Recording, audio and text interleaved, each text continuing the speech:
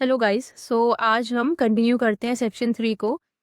कुछ डेफिनेशन हैं जो रह गई हैं, उनके बारे में डिस्कस करेंगे। लेकिन उससे पहले मैं इमूवेबल प्रॉपर्टी में एक और बात बताना चाहती हूँ कि जितने भी इंटेलेक्चुअल प्रॉपर्टी राइट्स होते हैं, जैसे कि पेटेंट्स राइट, ट्रेडमार्क्स, कॉपीराइट, वो सब मूवेबल में आते हैं। ऑल्दो इसमें भी राइट्स का ट्रांसफर हो रहा है, but still it is movable property. एक और इम्पॉर्टेंट चीज़ है, देखिए, right to drive a vehicle in public road, जो हम गाड़ी चलाते हैं पब्लिक रोड में, वो वो मूवेबल है या इमूवेबल? तो देखिए, ये एक मूवेबल है, क्योंकि जो राइट टू ड्राइव है, वो राइट आपको कहाँ से मिलता है? ड्राइविंग लाइसेंस से। और क्या ये लाइसेंस ट्रांसफर हो सकता है? तो बेसिकली ये जो ड्राइविंग लाइसेंस है वो ट्रांसफर नहीं हो सकता, इसलिए इसको मूवेबल की कैटेगरी में रखा गया है। चलिए अब सीधे टॉपिक पे आते हैं। आइए समझते हैं अटेस्टेड के बारे में, और ये एक्ट क्या कहता है। अब अटेस्टेड का लेमैन मीनिंग क्या है? अगर हम कुछ अटेस्ट कर रहे हैं तब हम मान लेते हैं कि ये सही है, मतलब दैट इज ट्रू, राइट। अब देखते हैं एक्ट क्या कहता है। देखिए, attested in relation to an instrument means and shall be deemed always to have meant attested by two or more witnesses, each of whom has been the executant, sign or affix his mark to the instrument, or has seen some other person sign the instrument in the presence and by the direction of the executant, or has received from the executant a personal acknowledgement of his signature or mark, or of the signature of such other person, and each of whom has signed the instrument in the presence of the executant.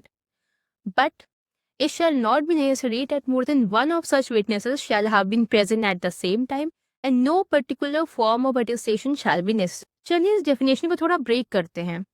First, witnesses कितने required है? 2 और मोर। तो minimum witness तो 2 होने ही चाहिए, maximum की कोई limit नहीं है।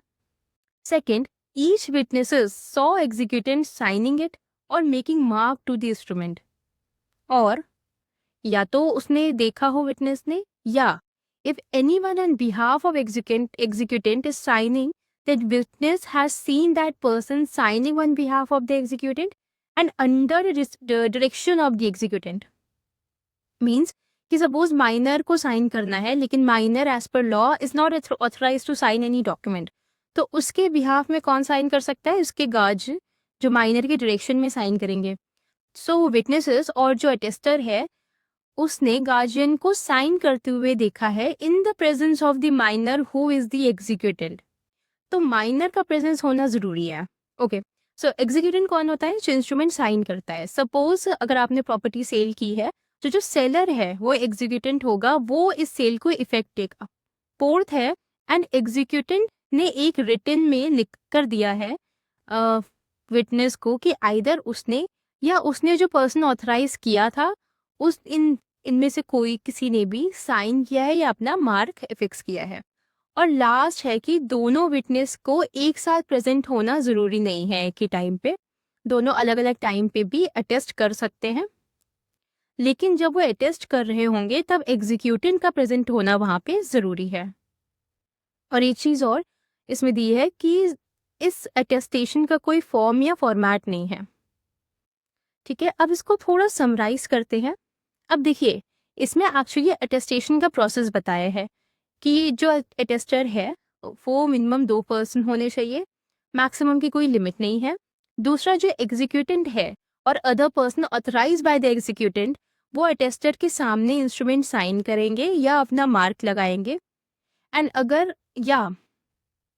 अगर अदर पर्सन साइन कर रहा है तब एग्जीक्यूटेंट को भी वहां प्रेजेंट रहना चाहिए, और एग्जीक्यूटेंट एक्नॉलेजमेंट दे अटेस्टर को कि या तो उसने या अदर पर्सन जिसको इसने ऑथराइज किया है उसने साइन किया है डॉक्यूमेंट। फिर अटेस्टर जब अटेस्ट करेगा यानी साइन करेगा, तब एग्जीक्यूटेंट के सामने करेगा। लास्ट ये है कि अटेस्टेटर का वहाँ मौजूद होना ज़रूरी नहीं है सेम टाइम पे, यानी दोनों अटेस्टर, अगर 2 हैं, 2 से ज़्यादा हैं, जितने भी हमारे विटनेसेस हैं, उनका सेम टाइम पे साइन करना ज़रूरी नहीं है। और लास्ट है कि इसका कोई फॉर्मेट या फॉर्म नहीं है। अब चलिए थोड़ा प्रैक्टिकली देखते हैं इसे। देखिए, जो अटेस्टर है, क्या वो बायर या सेलर में से कोई हो सकता है? तो नहीं हो सकता। ठीक है, वो 2 दिन नहीं हो सकता, एक थर्ड पार्टी ही हमें अटेस्टर या विटनेस बनाना होता है। अच्छा, दूसरी बात है कि क्या illiterate person can also be a witness? तो he can be a witness, why? Because वो गारंटी साइन की दे रहा है, ना कि डॉक्यूमेंट्स की, कंटेंट्स की। सिमिलरली, क्या माइनर या पर्सन ऑफ अनसाउंड माइंड ये सब लोग अटेस्टेड बन सकते हैं? तो ये नहीं बन सकते। क्यों नहीं बन सकते? क्योंकि ये कॉन्ट्रैक्ट एक्ट का एक इसमें कॉन्ट्रैक्ट एक्ट के प्रोविजन अप्लाई होंगे। जो इनकॉम्पिटेंट टू कॉन्ट्रैक्ट हैं वो लोग अटेस्टेड नहीं बन सकते। तो ये एक माइनर, एक अनसाउंड पर्सन, इस तरह के लोग इनकॉम्पिटेंट टू कॉन्ट्रैक्ट हैं और वो अटेस्टर भी, विटनेस भी नहीं बन सकते। अब ये बहुत इंपॉर्टेंट डेफिनेशन है, ये आपको पूरी लाइफ प्रैक्टिकली बहुत यूज़ आएगी। अब इसके आगे 2 डेफिनेशन और बची हैं जो हम नेक्स्ट क्लास में डिस्कस करेंगे। एक तो एफिडेविट क्लेम है और दूसरा नोटिस है। हम नोटिस का नहीं अच्छे से डिस्कस करेंगे क्योंकि नोटिस बहुत इंपॉर्टेंट है और वो सही मायने में आपको हर फील्ड में प्रैक्टिकली स्पेशली बहुत काम आती है। So thank you.